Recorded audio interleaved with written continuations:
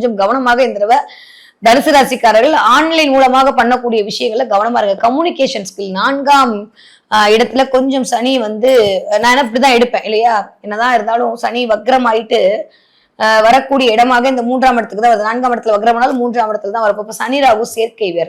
இது ஒரு மாதிரியான கோடீஸ்வர யோகத்தை கொடுக்கும், ஒரு மாதிரியான நல்லவைகள் எல்லாம் பண்ணுமா இருந்தாலும் ராகு கம்யூனிகேஷன் ஸ்கில்ல பயங்கரமா இன்க்ரீஸ் பண்ணுவார். பிரம்மாண்ட வெற்றியை கொடுக்கணும், பிரம்மாண்டமா ஒரு விஷயத்த பண்ணணும்னு உங்களை தூண்டிக்கிட்டே இருப்பாரு. அப்ப பிரம்மாண்டமா செய்யும் போது செலவும் பிரம்மாண்டமா தான் ஆகும். கொஞ்சம் செலவுகள் அதிகரிக்கக்கூடிய காலகட்டமா தான் இருக்கு. நான் இவ்வளவு பண்ணேன் ஆனா எனக்கானது வருமா வராதா அப்படின்ற மாதிரியான ஒரு டைலம். ரொம்ப சிம்பிளுங்க. நீங்க ஒரு இடம் வாங்கி போடுறீங்க, இல்லை ஏதோ ஒரு முயற்சி பண்றீங்க, ஒரு செலவு பண்ணிட்டு அதுல இருந்து ஒரு ப்ராஃபிட் வரும்னு எக்ஸ்பெக்ட் பண்றீங்கன்னு வச்சுக்கோங்களேன்.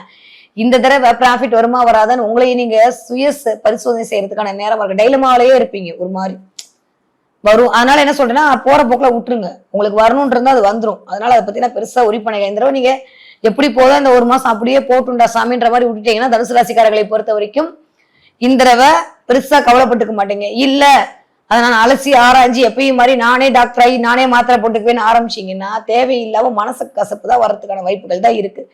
8ஆம் இடத்துல ராசிநாதன் போறது அவ்வளவு சூப்பரா சொல்ல முடியுமானா எனக்கு தெரியாது, சொல்ல முடியாது. இதுக்கு நான் போய் சொல்லிக்கிட்டு. அதனால அதுல கொஞ்சம் கவனமாக இருந்து கொள்ள வேண்டிய காலகட்டமாகத்தான் இருக்கிறது. ஓகே. ஆனா 8ஆம் இடத்துல அமர்ந்திருந்தாலும் வந்து அவர் பார்க்கக்கூடிய பார்வை தரக்கூடிய இடங்கள்லாம் சூப்பரா இருக்குல்ல.